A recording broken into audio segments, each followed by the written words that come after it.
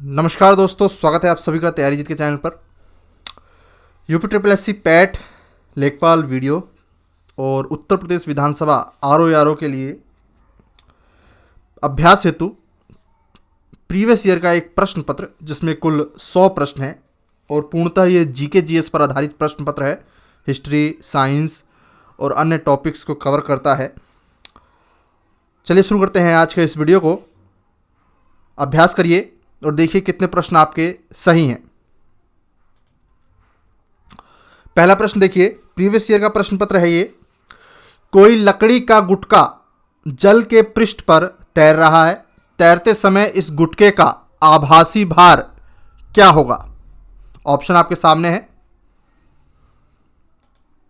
सही जवाब क्या होगा? आर्किमिडीज के सिद्धांत के अनुसार अगर कोई वस्तु द्रव में तैरती है तो वह उतना ही डूबती है जितना उसके द्वारा विस्थापित द्रव का वजन वस्तु के भार के बराबर हो जाता है। तो यहां पर ऑप्शन डी होगा, गुटके द्वारा विस्थापित जल के भार के बराबर। हम थोड़ा तेज चलेंगे क्योंकि प्रश्नों की संख्या 100 है। जैव गैस बायोगैस का प्रमुख अवयव क्या होगा? सही जवाब क्या होगा? मीथेन। मीथेन एक मार्स गैस भी इसको कहा जाता है। ग्रीन हाउस गैस इफेक्ट में एक महत्वपूर्ण गैस ग्रीन हाउस गैस भी है ये। धान के खेतों में जो गैस का मूल स्रोत है वो मीथेन ही है और ये एक ज्वलनशील गैस है जो कि कोयले खदानों में भी पाई जाती है। दलदली भूमि पे भी जो है इस गैस का निष्कासन होता है। याद रखिएगा, मीथेन के ऊपर कई तरीके के प्रश्न जो है कई बार कंटिन्यू बने हैं। तो याद रखिएगा, मीथेन जो है वो जैव गैस का प्रमुख अवयव है। 4 बार रिपीट हो चुका है अकेला यही क्वेश्चन। दाब कुकर में भोजन शीघ्र पकता है। साइंस का बेसिक क्वेश्चन है ये। सही जवाब हो जाएगा तीसरे का, ऑप्शन डी। प्रेशर कुकर में बंद जलवाष्प द्वारा आरोपित दाब जल के क्वथनांक किसे कहते हैं? बॉइलिंग पॉइंट को। वो टेम्परेचर जिस पर कोई पानी जो है वो उबालने लगता है उसको क्वथनांक कहा जाता है। उसमें वृद्धि कर देता है कुकर का प्रेशर। तो तीसरे का सही जवाब हो जाएगा ऑप्शन डी। डबल रोटी और केक में उपलब्ध छोटे छोटे छिद्र किस गैस के बुलबुलों के कारण होते हैं? चौथे का सही जवाब क्या हो जाएगा? किण्वन के पश्चात यानी कि ईस्ट की उपस्थिति। याद रखिएगा, ईस्ट, यह भी प्रश्न बन चुका है। ईस्ट की उपस्थिति के कारण जो है CO2 गैस बनती है। CO2 गैस कार्बन डाइऑक्साइड की बात हो रही है। रक्त के साथ सबसे ज्यादा बंधता किसकी है? कार्बन मोनोऑक्साइड की, बहुत ज्यादा। यहां पे सही जवाब हो जाएगा कार्बन डाइऑक्साइड, जो कि एक ग्रीन हाउस गैस है। और कार्बन मोनोऑक्साइड पर भी कई बार प्रश्न बन जाता है, कौन निम्न में से ग्रीन हाउस गैस नहीं है? तो कार्बन मोनोऑक्साइड को वहां पे टिक करिएगा। ठीक है, चलिए आगे बढ़ते हैं।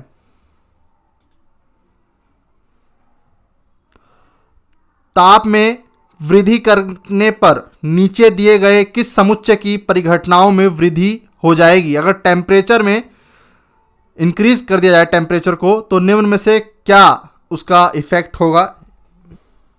साइंस का क्वेश्चन है। स्टार्टिंग में हम साइंस के क्वेश्चन देख रहे हैं। प्रीवियस ईयर का प्रश्न पत्र है। 5वें का सही जवाब हो जाएगा वाष्पन विसरण गैसों का प्रसार। जी हां, ऑप्शन सी। टेम्परेचर बढ़ने से एवापोरेशन बढ़ जाएगा, यानी कि वाष्पन बढ़ जाएगा, फिर विसरण होगा और फिर गैसों का प्रसार हो जाएगा। गैस हल्की होती है इसलिए ऊपर की ओर उठती हैं गर्मी बढ़ने के कारण, और यही आगे चल करके चक्रवात के निर्माण में भी महत्वपूर्ण भूमिका निभाती हैं। तो इसको साइंस और भूगोल दोनों को जो है सम्मिलित करते हुए समझने का प्रयास करिए, क्योंकि चक्रवात के ऊपर भी प्रश्न बनता है।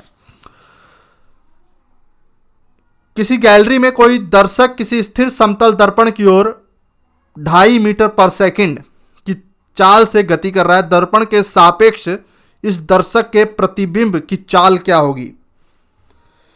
तो ये question UP triple S C और यूपी पीसीएस से पूछा गया है। 6 का सही जवाब है ऑप्शन ए। इसको 2 से गुना कर देंगे तो कितना हो जाएगा? सही जवाब हो जाएगा ऑप्शन सी 5.0 मीटर पर सेकंड दर्पण की ओर।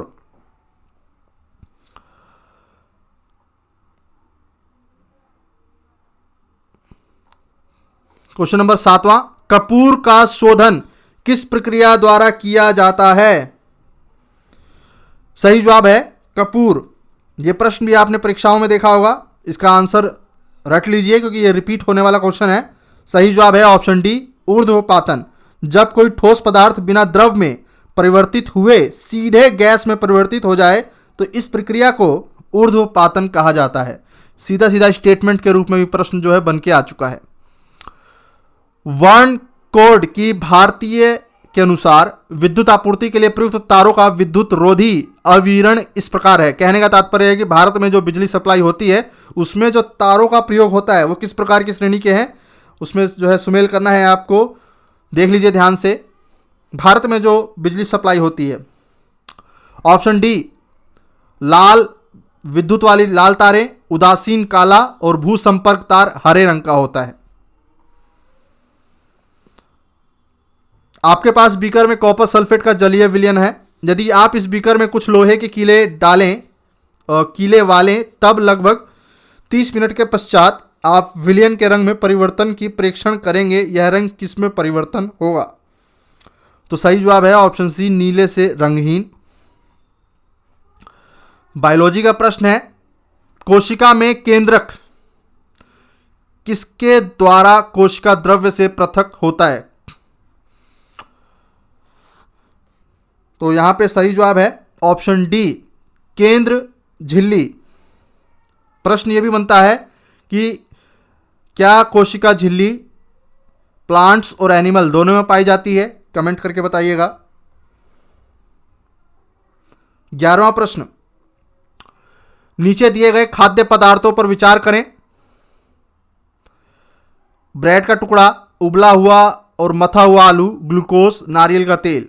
इनमें से उपयुक्त खाद्य पदार्थों में से कौन आयोडीन विलयन के साथ रंग परीक्षण किए जाने पर काला नीला रंग देंगे? यूपीट्रिपल का प्रश्न है। तो सही जवाब हो जाएगा ऑप्शन 1 ब्रेड का टुकड़ा और ऑप्शन 2 उबला और मथा हुआ आलू। सिंपल सा बेसिक नॉलेज है कि जो कार्बोहाइड्रेट वाले पदार्थ होते हैं वो आयोडीन के साथ जो है हमेशा नीला रंग देंगे। तो आलू में कार्बोहाइड्रेट होता है, ब्रेड के टुकड़ों में भी कार्बोहाइड्रेट है। हमारे मुंह में लार ग्रंथि होती है जो लार यानी कि रस स्रावित करते हैं। इस लार रस में उपस्थित एंजाइम, उसके बाद 4 स्टेटमेंट है, पढ़िए इनको। क्या करते हैं? हम जानते हैं कि हमारे अंदर जो मुंह के अंदर जो लार है वो हमारे पाचन प्रक्रिया का एक हिस्सा है। तो स्टार्च को सरल शक्कर में यानी कि शुगर में बदल देते हैं।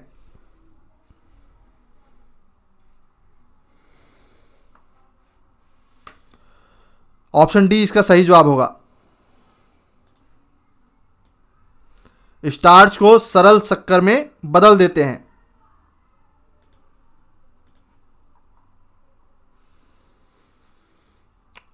आवृत नियम निम्न में से किसके द्वारा दिया गया? यूपीट्रिपल का प्रश्न है ये। सही जवाब हो जाएगा मेंडलीव द्वारा, ऑप्शन डी, मेंडलीव द्वारा दिया गया है।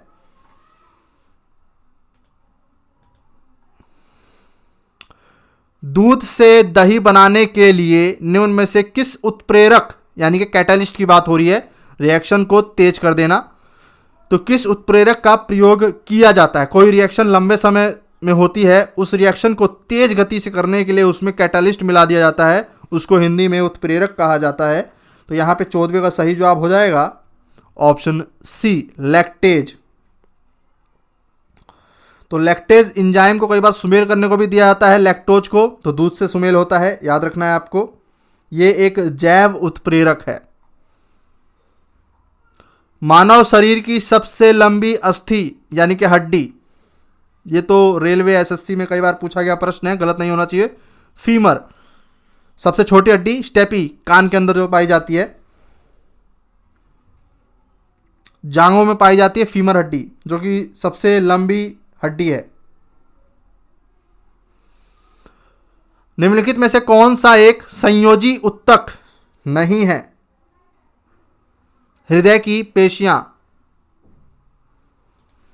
हृदय की पेशियां।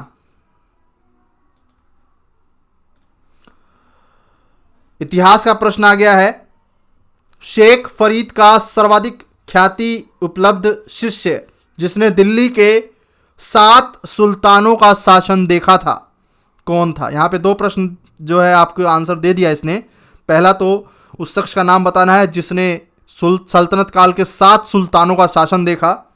तो सही जवाब क्या है? Option A, Nizamuddin Auliya. Option A, Nizamuddin औलिया।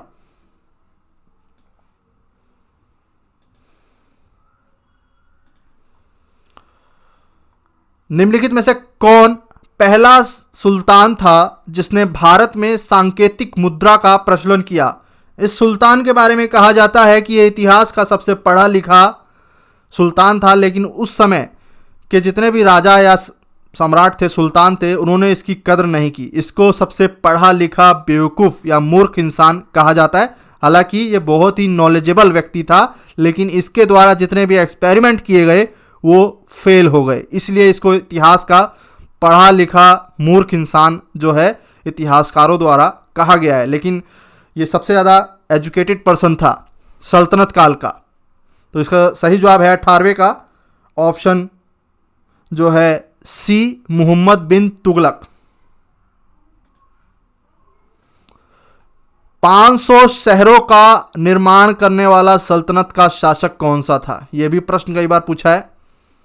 तो इसका जवाब हो जाएगा फिरोज शाह तुगलक। हिसार किसने बसाया? फिरोज शाह तुगलक। ठीक है, याद रखना है आपको। लौह और रक्त की नीति किसने अपनाई थी? बलबन ने। कुतुब मीनार को पूरा किसने कराया था? इल्तुतमिश ने। इल्तुतमिश की बेटी थी रजिया सुल्तान, पता होना चाहिए आपको। ये प्रश्न सारे पूछे गए हैं प्रीवियस ईयर में। दीवाने अमीर ए कोही विभाग निम्नलिखित में से किससे संबंधित था? तो सल्तनत काल का काफी इंपॉर्टेंट पोस्ट है ये। 19वें का सही जवाब हो जाएगा ऑप्शन सी, कृषि विभाग से। और मोहम्मद बिन तुगलक ने कृषि में सुधार हेतु दीवाने अमीर कोही विभाग की स्थापना की थी। देखिए आयोग, यूपीपीसीएस में बार बार ऐसे प्रश्न रिपीट होते हैं और यूपीट्रिपलएससी में भी आ सकते हैं। एक तरफ रेलवे आयोग 1901, अकाल आयोग 1899, सिंचाई आयोग 1901, पुलिस सुधार आयोग 1902, और दूसरी तरफ है इनके अध्यक्ष, और आपको करना है सुमेल। तो देखते हैं। सबसे पहले रेलवे आयोग, सुमेल होगा टॉमस रॉबर्टसन। रेलवे आयोग 1901 के अध्यक्ष थे टॉमस रॉबर्टसन। अकाल आयोग 1899, इनसे जुड़े थे सर एंटनी मैकडोनल्ड। सिंचाई आयोग 1901, इससे जुड़े हुए थे सर कॉलिन स्कॉट मैनक्रीफ, ऑप्शन 2 जो है। और अंत में पुलिस सुधार आयोग 1902, सर एंड्रयूज फ्रेजर। इसको जो है नोट डाउन कर लीजिएगा, प्रश्न बनकर आ सकता है। तो सही सुमेल हो जाएगा ऑप्शन सी।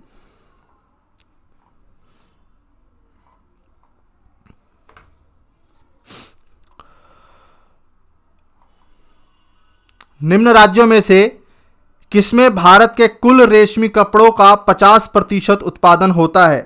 22वें का सही जवाब है कर्नाटक। रेशमी कपड़ों की बात हो रही है। रेशम का सबसे बड़ा उत्पादक राज्य, कच्चे रेशम की बात अगर होगी तो कर्नाटक का स्थान नंबर 1 है। उसके बाद मध्य प्रदेश, फिर आएगा तमिलनाडु, और फिर आएगा पंजाब।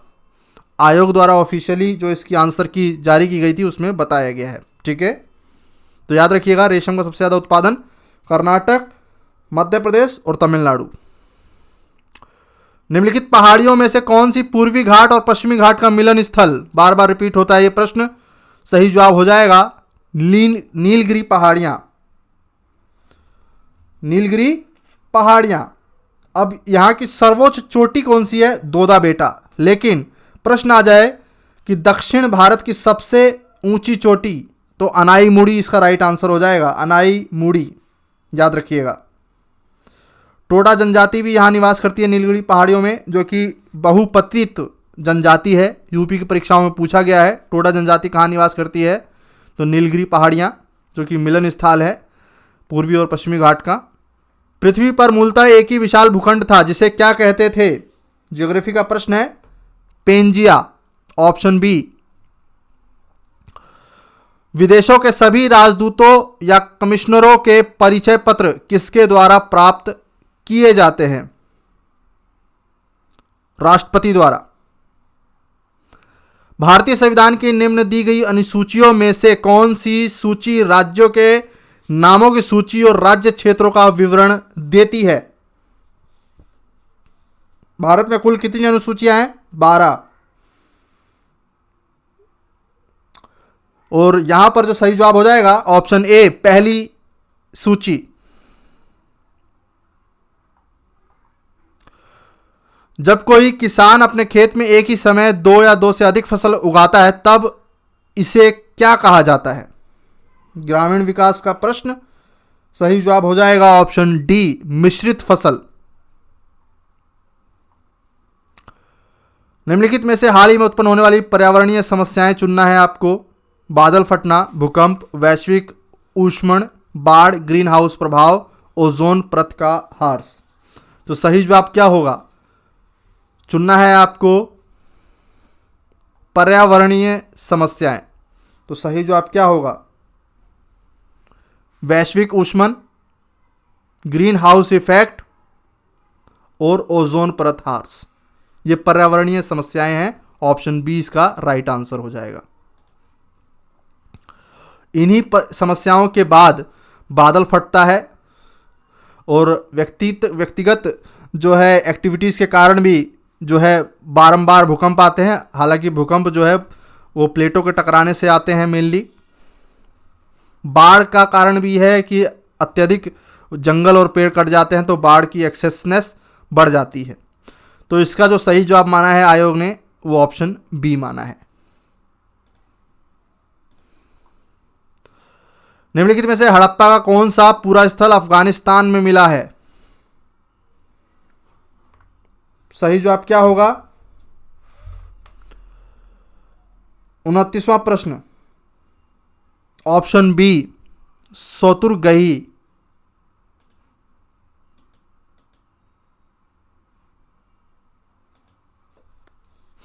चलिए, ईस्ट इंडिया कंपनी के उस अधिकारी की पहचान करें जिसने ब्राह्मी और खरोष्टी लिपियों का अध्ययन किया और मौर्य राजनीतिक इतिहास को नई दिशा दी है। तो यह प्रश्न पूछा गया, सही जवाब हो जाएगा जेम्स प्रिंसेप। कहने का मतलब ये भी है, प्रश्न को इस तरह से भी घुमा दिया गया था कि अशोक के अभिलेखों को पढ़ने वाला प्रथम व्यक्ति कौन था, बार बार रिपीट हुआ है, 10 बार पूछा गया है, जेम्स प्रिंसेप। अब यहाँ पे सुमेल करना है आपको। पुर्तगाली भारत में 18वीं शताब्दी के दौरान यूरोपीय कंपनियों द्वारा स्थापित निम्नलिखित आधार स्थानों का मिलान करें। पुर्तगाली, डच, अंग्रेज, फ्रांसीसी और इनके द्वारा स्थापित स्थान। तो पुर्तगालियों ने जो है गोवा, डचों ने मुसलीपट्टनम, अंग्रेजों ने मद्रास और फ्रांसीसियों ने पांडिचेरी में अपनी फैक्ट्रियां स्थापित की थी। तो सही सुमेल हो जाएगा ऑप्शन डी,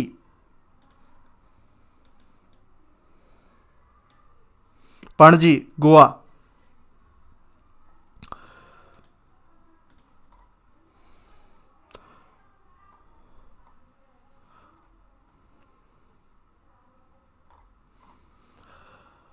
दसवीं शताब्दी तक आते आते 12 अलवरों की रचनाओं का संकलन किया गया जिन्हें रिक्त स्थान के नाम से जाना जाता है। ये एक कठिन प्रश्न है, सही जवाब हो जाएगा नल यीर द्रव्य प्रबंधनम, ऑप्शन सी। दिल्ली सल्तनत के देशों को 1206 ईस्वी से 1526 ईस्वी तक क्रमानुगत क्रम में लगाना है आपको। तो 33वें का सही जवाब हो जाएगा ऑप्शन बी। सबसे पहले दास वंश, फिर खिलजी वंश, फिर तुगलक वंश, फिर सैयद वंश और फिर लोदी वंश। Option B.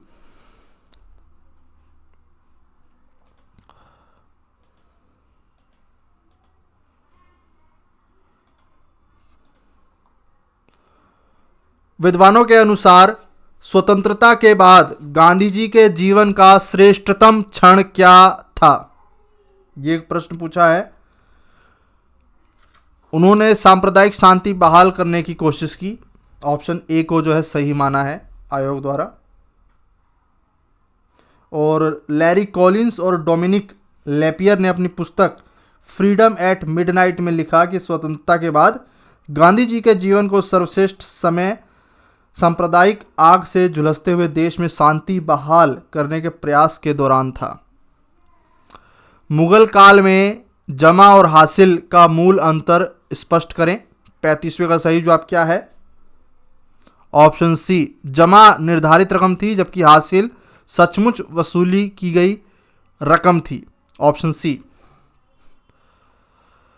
निम्नलिखित में से ब्रिटिश सरकार द्वारा दक्कन दंगा आयोग के गठन का एक कारण कौन सा था?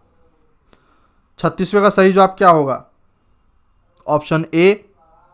दंगों के कारणों की छानबीन करना।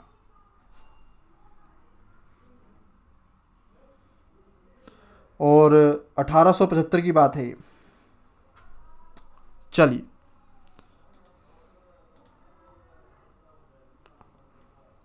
निम्नलिखित कथन को पढ़िए, इसको कहने वाले व्यक्ति की पहचान करें। भारत में सामुदायिक समूहों की वास्तविकताओं को मान्यता दिए बिना यहाँ यूरोपीय लोकतंत्र को लागू नहीं किया जा सकता।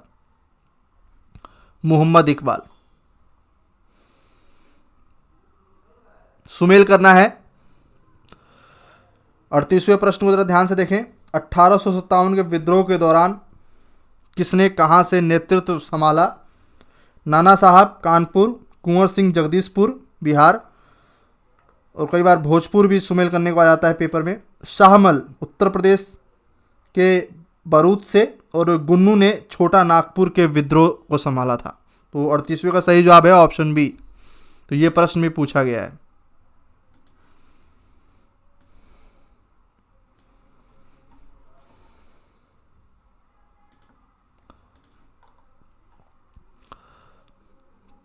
निम्नलिखित घटनाओं में से किसके बाद रविंद्रनाथ टैगोर ने अपनी नाइटहुड की उपाधि ब्रिटिश सरकार को वापस कर दी थी? तो कौन सा जो है घटनाक्रम हुआ था? सही जवाब है ऑप्शन ए, जलियांवाला बाग नरसंहार। Option A.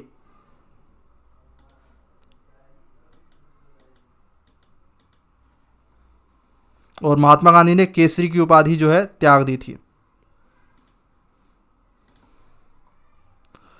महात्मा गांधी के नेतृत्व में चलाई गई प्रसिद्ध नमक यात्रा, जो कि 72 लोगों के साथ शुरू की गई थी, असत्य कथन आपको ज्ञात करना है। 4 कथन यहां पे दिए गए हैं।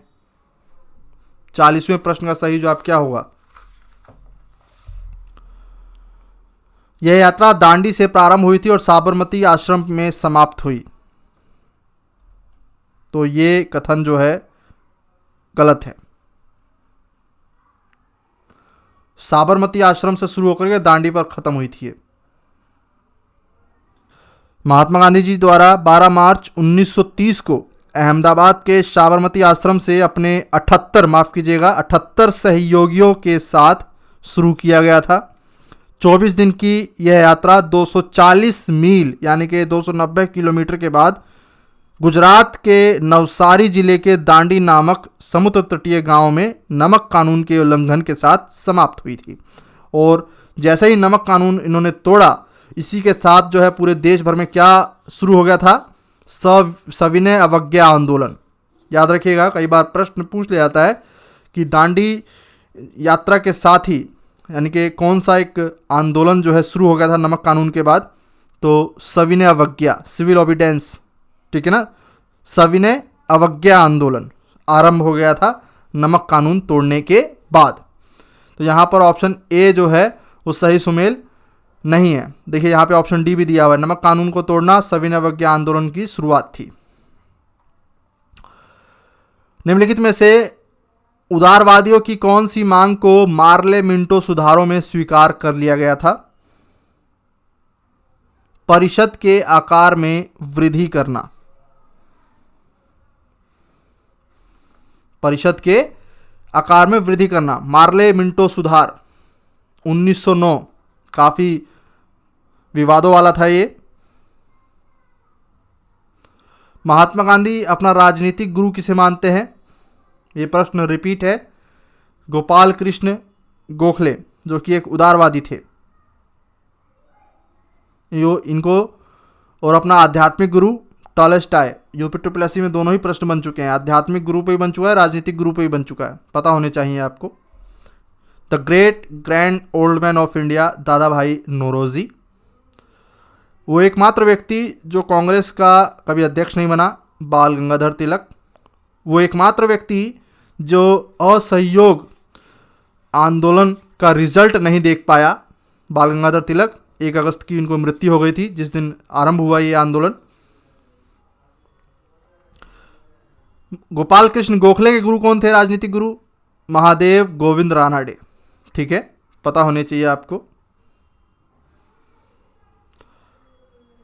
पारसी क्रांतिकारी मैडम भिकाजी कामा ने एक साप्ताहिक पत्रिका आरंभ की थी, उसका नाम क्या था? सही जवाब है ऑप्शन ए वंदे मातरम।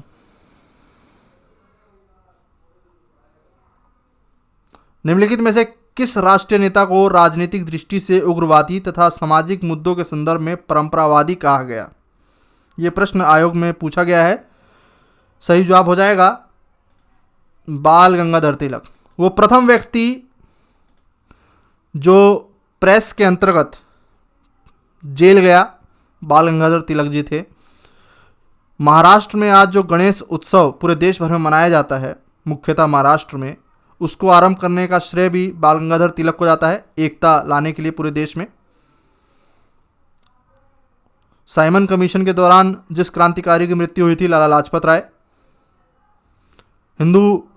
बनारस हिंदू विश्वविद्यालय से जुड़े नाम हैं मदन मोहन मालवीय जी, और गोपाल कृष्ण गोखले 14 वर्ष की उम्र में प्रोफेसर बन गए थे और महात्मा गांधी जी के जो है राजनीतिक गुरु थे।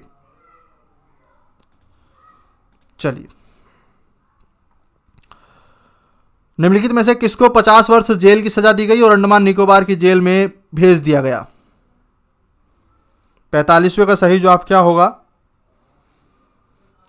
1910 में option A Vinayak Damodar Savarkar, VD Savarkar को इंडियन हाउस के साथ संबंध रखने के कारण गिरफ्तार किया गया और गिरफ्तारी के दौरान भागने की असफल कोशिश करने के उपरांत उन्हें दोहरे आजीवन कारावास यानी कि 50 वर्ष की सज़ा सुनाई गई थी और उन्हें मांडले जेल भेजा गया था।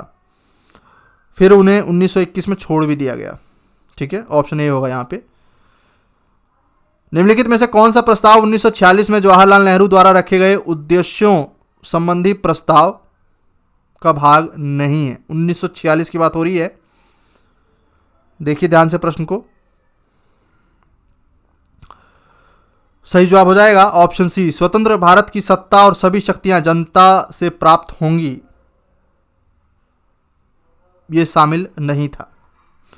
सारे जहां से अच्छा हिंदुस्तान हमारा, मोहम्मद इकबाल, जिन्होंने बाद में पाकिस्तान की नागरिकता अपना ली थी, ऑप्शन डी।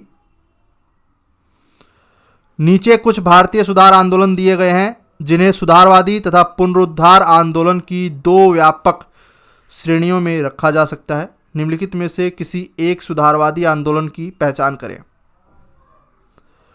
48वें का सही जवाब हो जाएगा ऑप्शन ए, प्रार्थना समाज। तो ये विभिन्न परीक्षाओं के कुछ क्वेश्चंस हैं जो हिस्ट्री से ही जुड़े हुए हैं और पूछे जा चुके हैं। मेरे पास ये जो बुक है इसमें काफ़ी बेहतरीन बुक मुझे लगी है प्रैक्टिस के रूप में।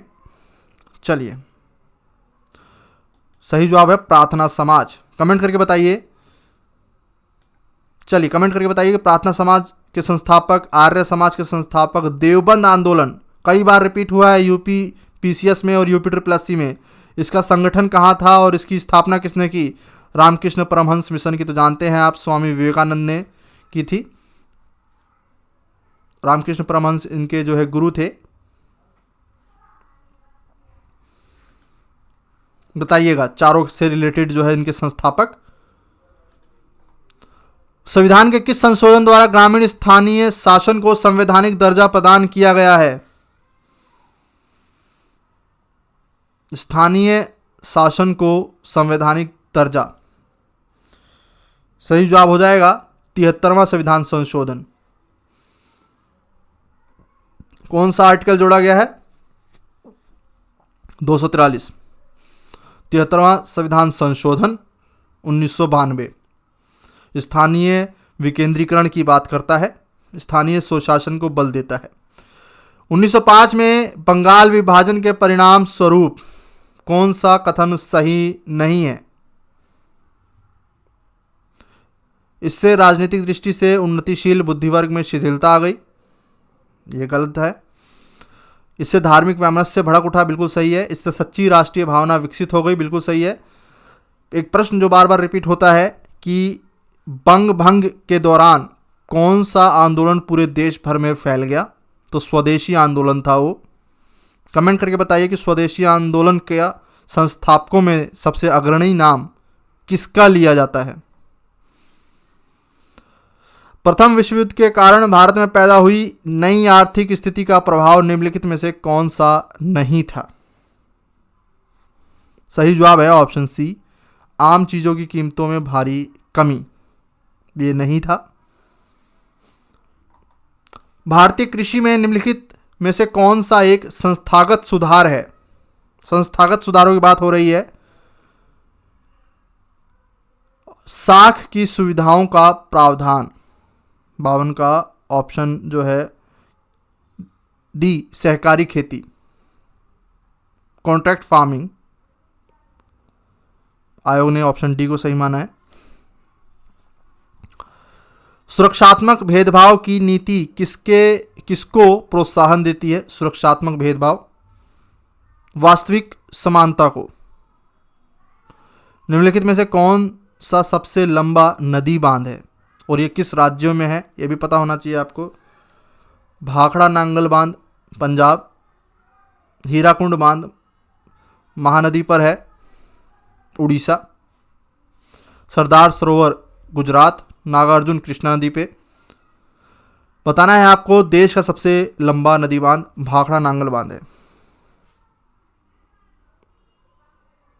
माफ कीजिएगा, सबसे लंबा पूछा है हीराकुंड बांध। ऑप्शन बी इसका सही जवाब होगा। एशिया का सबसे लंबा बांध है जिसकी लंबाई 25.8 किलोमीटर है, लगभग 16 मील है।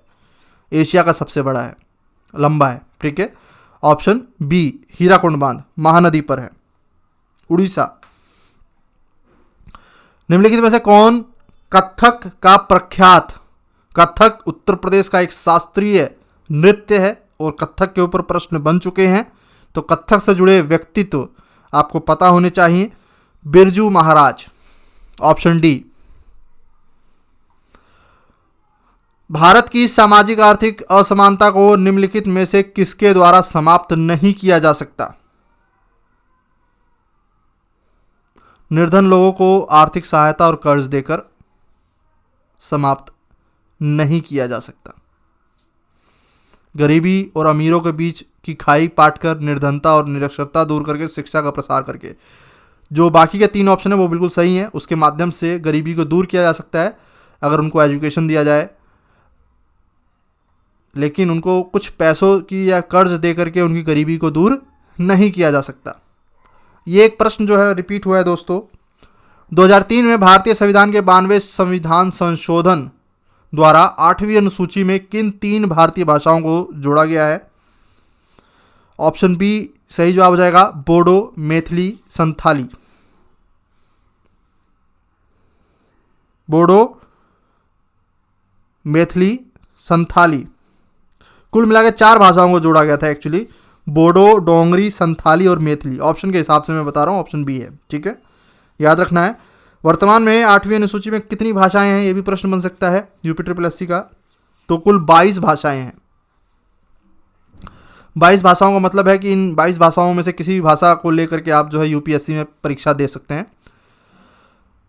भारत सरकार की ओर से कौन सी संस्था करेंसी नोट जारी करने का अधिकार रखती है?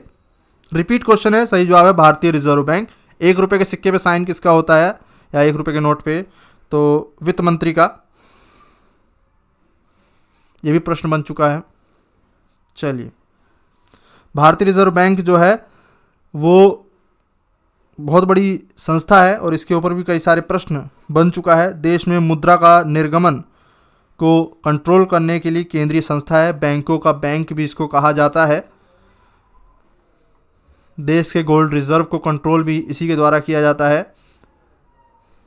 भारत के राष्ट्रीय चिन्ह के नीचे लिखे गए शब्द सत्यमेव जयते को निम्नलिखित में से किस ग्रंथ से लिया गया है? ये एक अच्छा प्रश्न है। सही जवाब हो जाएगा मुंडक उपनिषद। मुंडकोपनिषद भी कई बार ऑप्शन में लिखा आता है, ध्यान रखिएगा। स्वतंत्रता के उपरांत इसे राष्ट्रीय चिन्ह के रूप में स्वीकार किया गया था। निम्नलिखित में से किस शब्द को अधिकतम रबड़ रोपड़ राजस्व प्राप्त होता है? माफ कीजिएगा, प्रश्न है कि किन राज्यों को अधिकतम रबड़ के रोपड़ संबंधी राजस्व सबसे ज्यादा प्राप्त होता है? रबड़ उत्पादक राज्य सबसे बड़ा कौन सा है? तो केरल 90% अकेला पैदा करता है। उसके बाद कर्नाटक। तो सही जवाब हो जाएगा ऑप्शन बी। तो रबड़ का सबसे बड़ा उत्पादक राज्य केरल, तो राजस्व भी सबसे ज्यादा केरल को ही मिलेगा। उसके बाद नंबर 2 पे है कर्नाटक।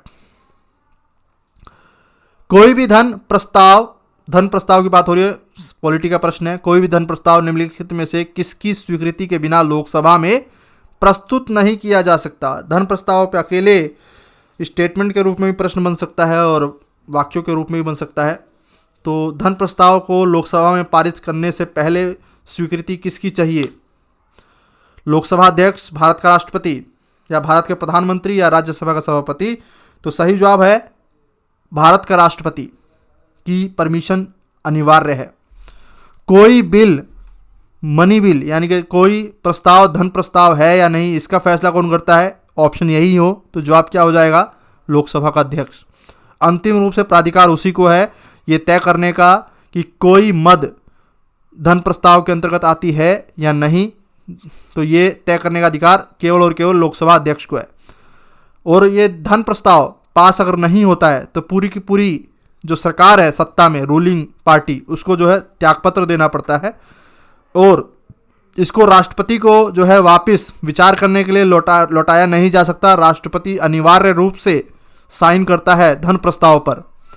धन प्रस्ताव के मामले में लोकसभा की शक्तियां बहुत ही मजबूत होती हैं। राज्यसभा इसमें जो है बेचारा कुछ नहीं कर सकता।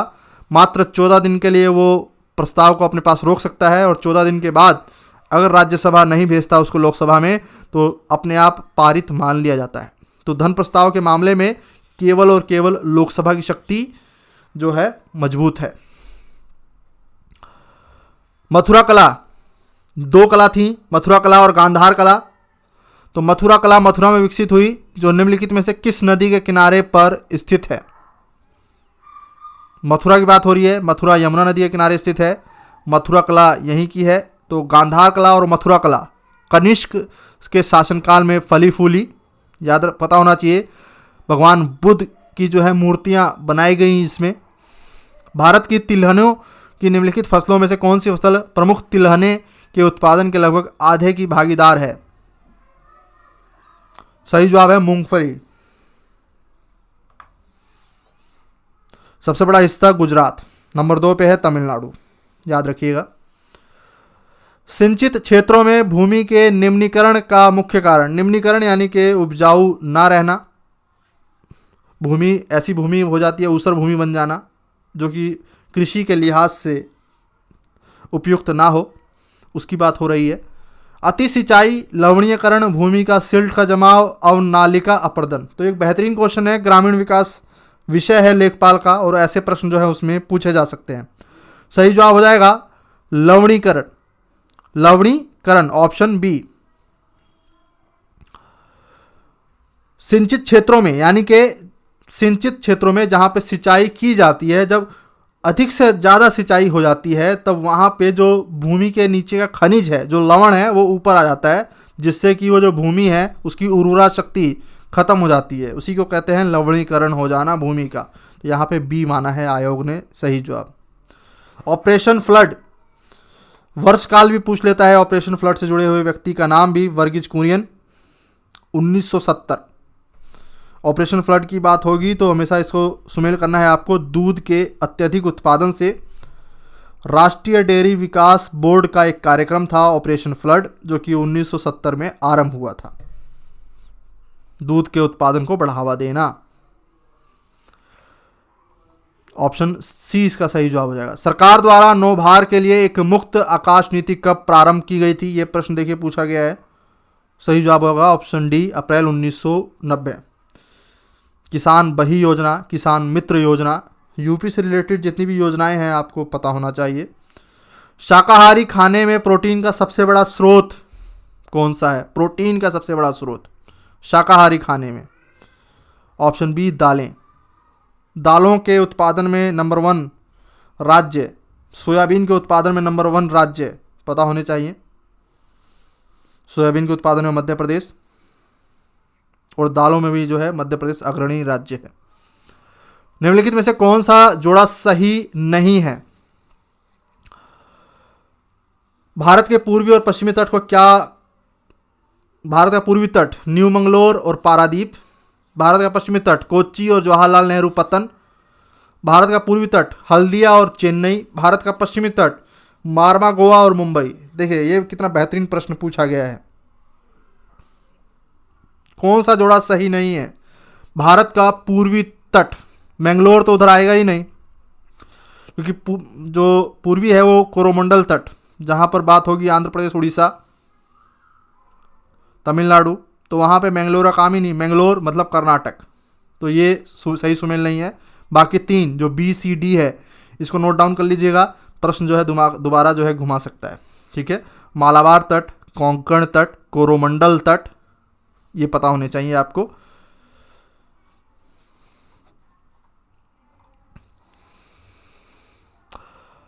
निम्नलिखित फसलों में से किस फसल को अच्छी जल निकास वाली उपजाऊ मिट्टी, भारी मात्रा में खाद, उर्वरक, गर्म आर्द्र जलवायु, लगभग 100 सेंटीमीटर वर्षा और सिंचाई के द्वारा सुनिश्चित जल आपूर्ति की आवश्यकता होती है?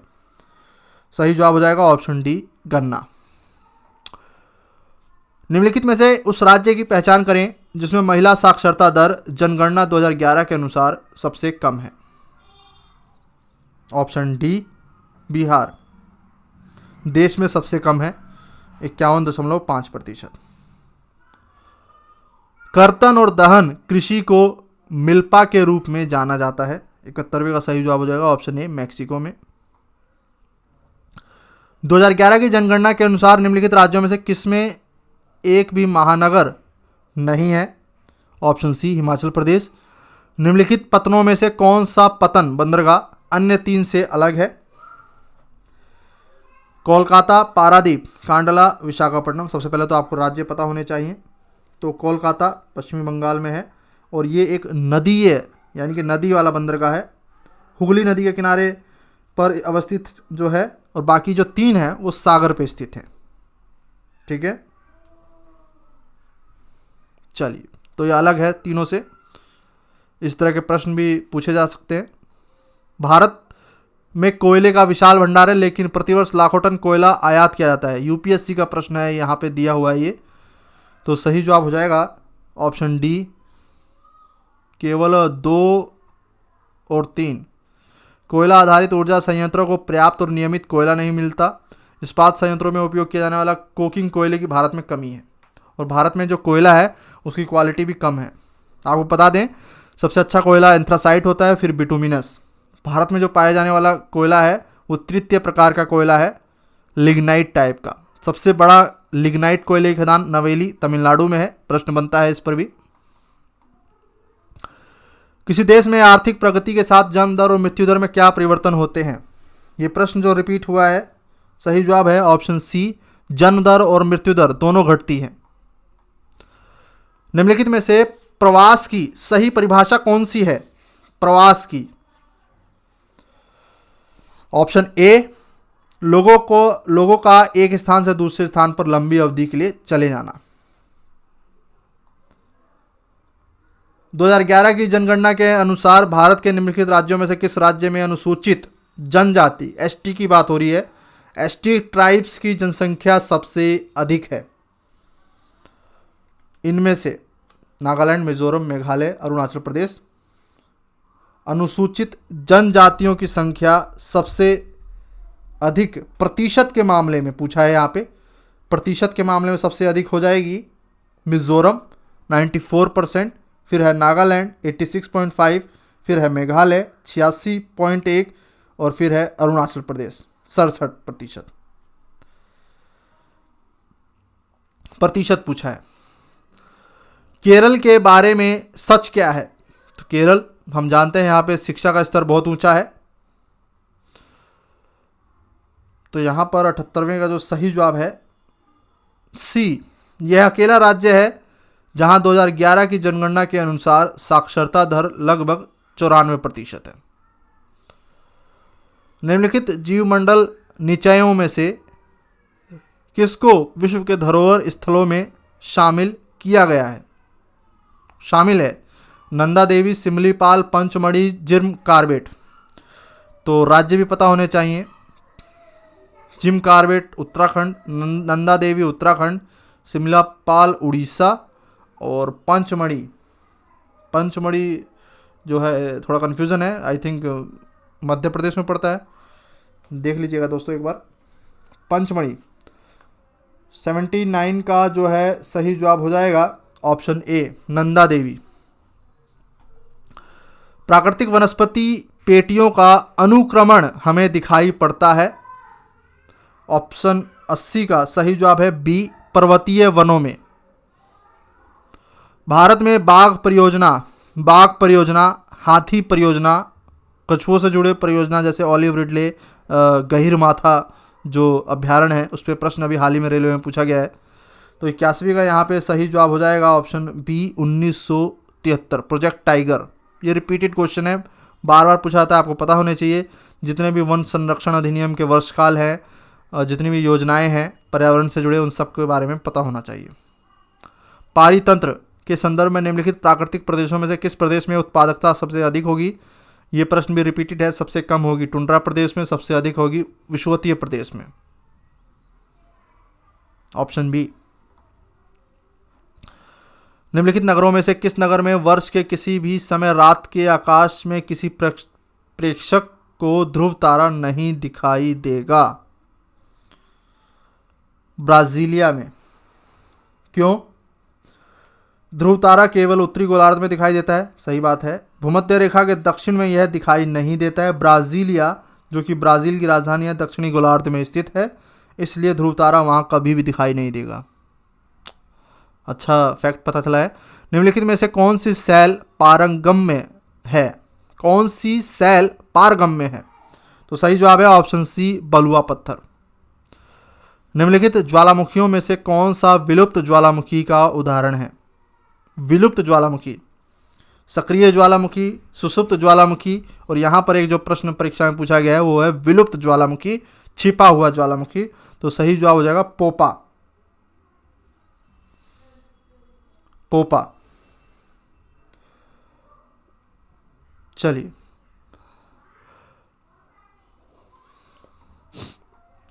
उस अंतःस्थलीय जलमार्ग को पहचान करें जो बेसल से रॉटरडम तक नाव्य है, यानी कि उसमें नौका चला सकते हैं। सी, राइन जलमार्ग। दुनिया की सबसे बड़ी तेल नदी, यानी कि ऐसा प्रश्न पूछा गया है बिहार पीसीएस में भी, और ब्रह्मस घाटी से बहने वाली दुनिया की सबसे बड़ी नदियों में से शामिल निम्न में से कौन सी नदी है? तो राइन नदी का नाम सबसे आगे आता है। राइन भी, डैन्यूब भी और वोल्गा, ये तीनों ही नदियाँ जो है यूरोप से बहती हैं। मिसिसिपी जो नदी है वो अमेरिका की नदी है, मिसिसिपी मिजोरी। निम्नलिखित में से कौन सा जोड़ा सही नहीं है? यहाँ पे ऑप्शन डी हो जाएगा। 4 तरह की क्रियाकलाप होती हैं। प्राथमिक क्रियाकलाप वानिकी, द्वितीयक क्रियाकलाप कपड़ा बुनना, तृतीयक क्रियाकलाप व्यापार, चतुर्थिक क्रियाकलाप शैक्षिक सेवाएं सर्विस। ये सही सुमेल नहीं है। अर्थव्यवस्था में जो 4 आयाम हैं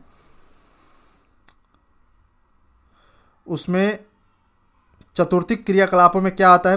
पूरा का पूरा व्यापार, बीमा, विधि सेवाएं, बैंकिंग सेवाएं, विज्ञापन, डाटा प्रोसेसिंग आते हैं। तथा जो शैक्षणिक सेवाएं हैं वो पंचम क्रियाकलापों के अंतर्गत आती हैं। कौन सा क्षेत्र ज्वारीय ऊर्जा विकास के लिए आदर्श स्थिति प्रदान करता है?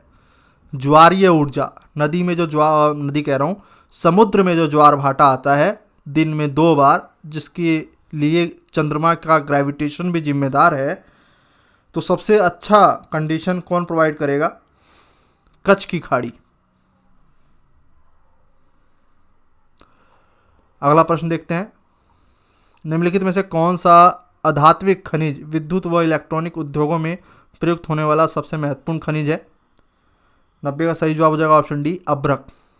भारत अभ्रक के उत्पादन में अग्रणी राज्य देश है, पता होना चाहिए आपको। अभ्रक का सबसे ज़्यादा उत्पादन भारत में होता है। निम्नलिखित में से कौन सा बहुउद्देशीय नदी परियोजना का उद्देश्य नहीं है? सही जवाब है ऑप्शन डी, जल प्रदूषण को कम करना। ये इसका उद्देश्य नहीं होता है।